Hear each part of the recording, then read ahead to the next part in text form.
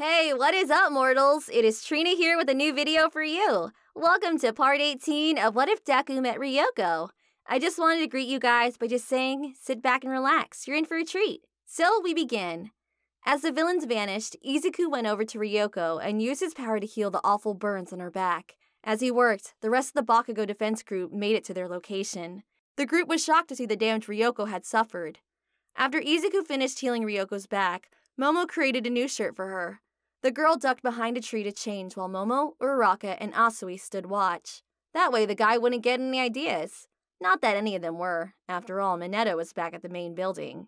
In short order, the UA teachers called in the emergency services. The fire was put out and paramedics were called in to see after the injured students. Izuku's group was found to have no major injuries. In fact, no injuries at all. Still, the paramedics checked them all out and cleared them all. Izuku then went around to heal his other classmates, like Jiro and Hagakure, and the members of 1B who got caught in the gas cloud. They all recovered quickly and were cleared by the medics. Suddenly, all of the energy went out of Izuku's body. After battling Muscular, taming Dark Shadow, and healing so many of his classmates, the teen had overused his powers. The medics got Izuku into an ambulance and took him for treatment at a nearby hospital. The next morning, Izuku regained consciousness. He found himself in the hospital. He sat up in bed and saw Melissa seated in a chair at the foot of the bed. This was a surprise to the green teen.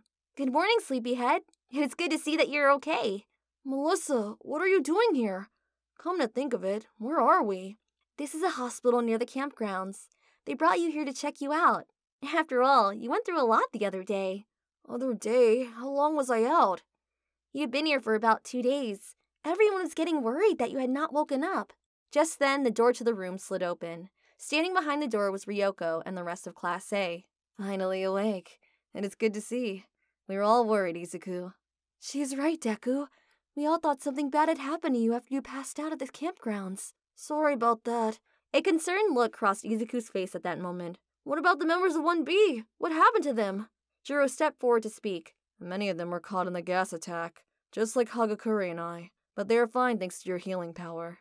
They brought all of us in with you and held us for a day to make sure we were all recovered." Relief washed over Izuku. "That is good to hear." Momo stepped forward.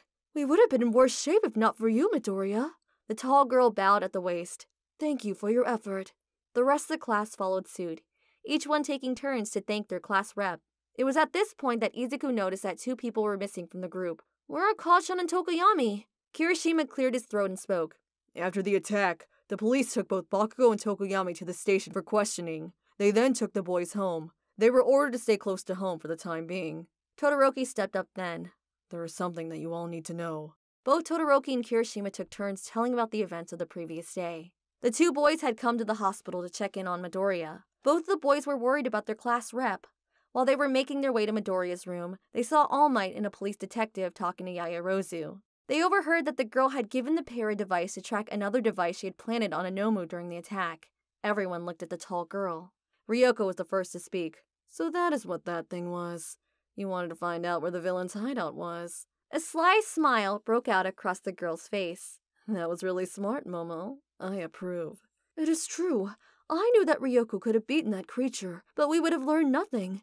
The creature would have been taken into custody and the villain would have disappeared into the shadows again. I figured it was a chance to find out more about them." Todoroki and Kirishima then laid out a plan they had to go after the villains.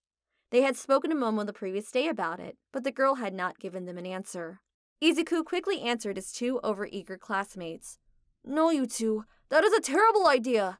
"But Midoriya, those guys need to pay for what they did to our class. We can stop them here and now." "I get how you two feel. I want to put an end to this too. However, both Kacchan and Tokoyami are safe. If we went after the villains now, we would only get an All Might in the pros' way. What we need to do is recover and double our efforts in our training." Both Todoroki and Kirishima were not happy with this answer, but they saw Midoriya's point of view. Everyone else agreed. Midoriya then made the 2 swear to drop the plan. They agreed and said they just wanted to protect their classmates. Midoriya told them they would get their chance. A doctor came into the room at that point. He told the class that he needed to give Izuku a last checkup before he released him to his family. The class cleared out and headed out of the room. As the 1A members entered the waiting room, they ran into Inko Midoriya and Katsuhito Masaki coming in off the street. Both Ryoko and Melissa greeted the 2 and introduced them to the rest of 1A. The group was happy to meet the family of their heroic class rep. Ito went over the top with his exclamations of praise for Izuku. Inko was overcome by all the praise for her son. Thank you all. I'm so glad to see that my son has made so many good friends. Thank you all for watching out for him. I agree. It is good to see that my grandson is in good hands at UA. The group exchanged some more pleasantries, and then the 1A students departed as Izuku was released. Inko then told Izuku that they were going to stay at Katsuhito's place for the next few days. Izuku liked that idea. That way he could keep up his training until he returned to UA. The three got into a cab and headed to the train station. Over the next 2 days, the UA news conference took place. Principal Nezu, Lord King, and Aizawa all explained the events that occurred during the camp attack. Everything stayed the same as in canon. Even the reporter trying to provoke Aizawa about Bakugo being targeted. Aizawa gave the same answer, that Bakugo was trying harder than anyone to be a hero, and that it was his fault for not taming Bakugo's fierce nature. This event was followed by the raid on the League of Villains hideout and All Might's final battle with All for One. In the struggle, Tomura Shigaraki and the remaining members of the Vanguard Action Squad were saved from capture by All for One. The battle culminated in AFO being defeated by All Might's United States of Smash. All of Japan had watched the battle take place. All Might and AFO exchanged blows that would bring down a mountain. In the course of the battle, AFO force-activated Kurogiri's quirk and opened a portal. He then threw Shigaraki and his followers through the Stygian Gate. The battle continued with just the two powerhouses. All Might's normal form was exposed. Thanks to Izuku's healing, he had regained a lot of his muscle tone in his normal state. This allowed the number 1 hero to hold his own for longer. All Might channeled every last bit of remaining OFA energy into his final attack. His United States of Smash turned the destroyed cityscape into a flat field. At the end, All Might stood victorious, but drained of his power. The last embers of OFA had left his body. As his mortal enemy was taken into custody, All Might pointed at a nearby camera and uttered one final line. Now, it's your turn. Most of the world thought this was a warning to other villains. However, both Izuku and Melissa knew what it actually meant. All Might was telling Melissa and Midoriya that it was their time to step up and defend society. This video is sponsored by Adobe. Adobe is redefining the digital experience through game-changing innovations that shape the next generation of storytelling. Adobe makes it easy to create, edit, and share digital documents securely, allowing you to collaborate and communicate across devices. Adobe Photoshop is your go-to application for raster graphics editing and digital art as a whole. At We the Celestials, all our thumbnails across every channel are created with Adobe Photoshop. Adobe Premiere Pro is a timeline-based and non-linear video editing software application that is versatile and easy for beginning and master editors. Finally, Adobe After Effects is the industry-standard tool for digital visual effects, motion graphics, and compositing applications used in post-production. Many of our voice actors, audio editors, and video editors use Premiere Pro and After Effects to produce these high-quality videos. Click the link in the description to start creating now, and thank you to Adobe for sponsoring this video. The next day, All Might summoned Melissa to Takoba Beach. The tall blonde man had one arm in a sling, and the other was wrapped in bandages from the fingertips to the shoulder. It was a shocking sight for the young girl to take in. She had always thought of her uncle as indestructible. His current state proved otherwise. Melissa had seen her uncles fight on television, but seeing him in person made her realize how powerful AFO was. All Might had told his successor about his great enemy, but it had not hit home till now. And this guy was the mastermind of Shigaraki in the League of Villains. At least he was in prison now. But a small part of Melissa's intelligent mind wondered if any prison could actually hold such a person. Melissa, the last of OFA has left my body. He transformed into his muscle form and then quickly reverted. My hero form will not last any significant amount of time. I'm officially retired as of today. Melissa got a surprised look on her face. She spoke her next words with a sad tone. Really, Uncle Might? Yes, my dear. I will now be dedicating myself to training you full-time. Melissa got so choked up. She knew how much being the symbol of peace meant to All Might. Now the responsibility fell on her shoulders. She wanted to break down and cry. However, she knew that would not make this any easier, so she restrained herself. At the same time, she liked the idea of getting more direct training from her uncle. She would have to work even harder. Melissa could not form any words at this moment. She smiled and nodded her head in agreement. That was all she could manage to do without bursting into tears. All Might returned the gesture with a smile on his face. Meanwhile, Shigaraki had been sent to Dr. Garaki. The doctor had informed Shigaraki that he had a procedure that could give him more power. However, the doctor did not think the boy was worthy of it. He gave him the mission to find and tame Gaigantomakia, All for One's most loyal subordinate. Tomura agreed to this. He and his vanguard were sent to the beast's location. A day later, Aizawa and All Might paid visits to all of the 1A members to tell them of Nezu's plan to house the students in dorms. Several of the parents did hesitate, but all ultimately agreed. A few days after the students had moved into their dorms, classes started up again. Class 1A gathered in their homeroom. Aizawa took his place at the lectern. Welcome back, students. A lot has happened lately. With All Might's retirement, everything seems uncertain. However, that just means that you need to refocus on your training and become proper heroes as soon as possible. To that end, you'll be aiming to get your provisional hero license. That is why today you'll be working on developing 2 ultimate moves. Midnight, Cementos, and Ectoplasm entered the room. The more exuberated students went wild. The teachers explained what they are looking for in these ultimate moves, holding up Ida's Respiro Burst as an example. The training they did get in at the training camp was the first step to creating these signature moves. They then led the students to Gym Gamma, also known as the TDL, or Training Dining Land. The students all took to their training without delay. All of them were eager to improve their skills and receive their provisional licenses. They knew this would be an important step on their path to be heroes. Izuku had a plan for his ultimate move. He remembered the light spear he had created in the woods to tame Dark Shadow. He had been thinking about the possibility of that move since he performed it with Bright's help. Izuku thought to himself, Bright, are you there? The light being spoken to Izuku's mind. Always, Izuku. Izuku gathered his thoughts and replied, That false sun that we made in the woods, could we form an attack out of that? I was wondering when you would ask that. Yes, it can be used as an attack, in several ways. Would you like me to show you? Yes, show me everything, Izuku thought. Very well. Find a comfortable place to sit and we will begin. Izuku went over to Aizawa and explained what he was going to do. Aizawa agreed to this and allowed Izuku to proceed in his own way. The dark-haired man thought back to the discussion he had with Midoriya and his grandfather. He had met them both during his visit to get Midoriya's mother's permission to move her son into the new dorms. She had given her permission, but Aizawa had many other questions about his green-haired student. Aizawa had asked about Midoriya's multiple powers. The boy's grandfather had answered with a story that was unbelievable. However, the shrewd Aizawa could tell that the gray-haired man was not lying. He then explained how his and Midoriya's powers worked. It was a lot for the rational man to take in. However, the story made some sense. Aizawa hoped this didn't mean Midoriya would start shooting lasers from his eyes. The old man assured Aizawa that their people did not develop such powers. Back in the present, Izuku sat in a corner of the gym, in a meditating posture. The teen closed his eyes and found himself in a mental space. The space looked like his grandpa's backyard.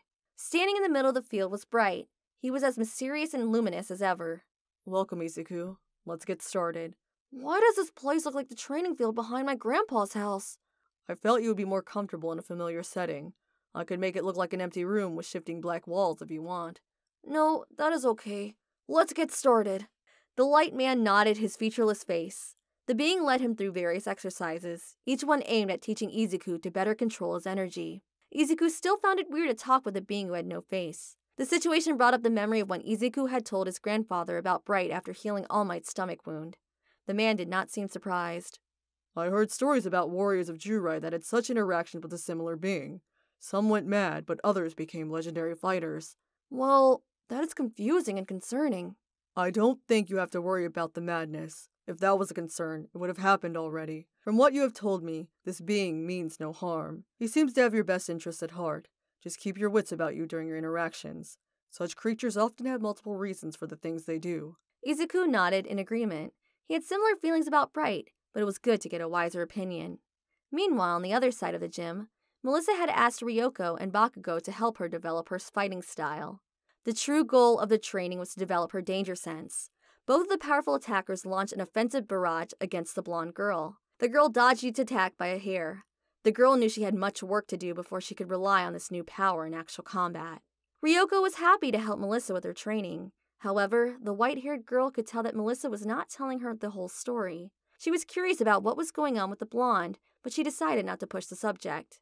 At the same time, Bakugo was having his own suspicions. He had always found Melissa curious. However, since All Might's retirement and his loss of power, a picture was taking shape in his head.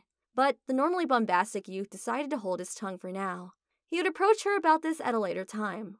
All Might showed up a little later. He spent some time giving the students of 1A advice on their ultimate moves. The whole class was good to see that the #1 hero was in good spirits and health after his final battle. After he made the rounds, he walked up to Melissa and handed her a piece of paper. It was her new training schedule. She opened it and looked it over. She was going to be training with All Might every other day after school. Most would have been off-put by this, but Melissa was excited. Any help she could get to become the hero she wanted to be was welcome. Melissa had realized over the past few months that she was going to be a different type of symbol than All Might. She was capable of so much more with the powers of the previous users awakening within her.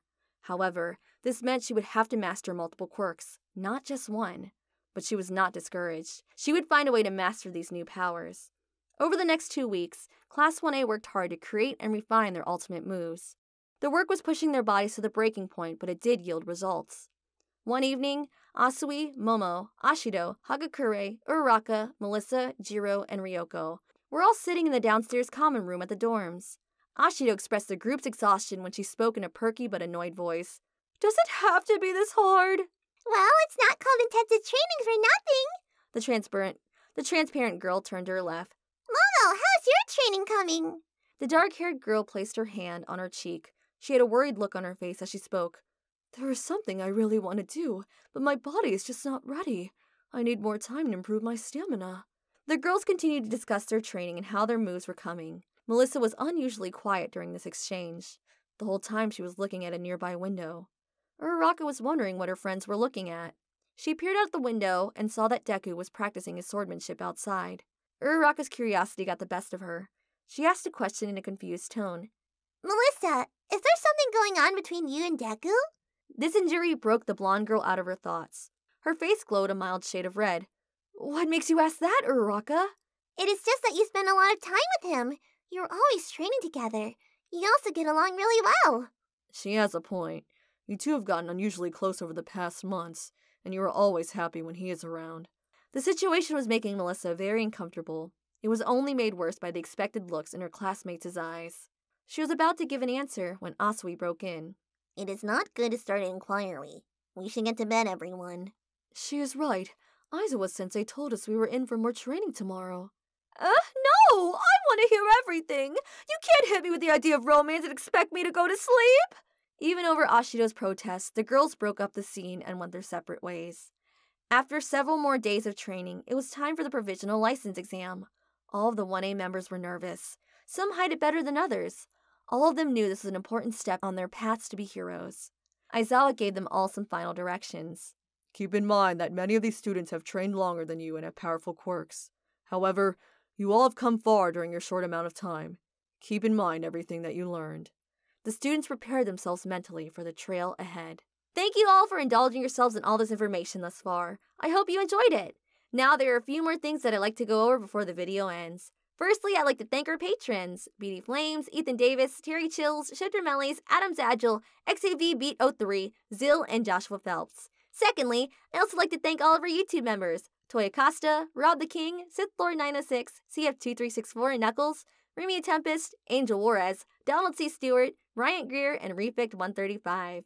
Thirdly, if you're in the mood for some great storytelling, We the Celestials has you covered. Our We the Celestials My Hero Academia and Naruto What If channels retell the story of their namesake anime with a twist. Check it out if you're interested. Fourthly, on behalf of We the Celestials, I'd like to thank everyone involved in today's excellent content production. Their details can be found in the description below.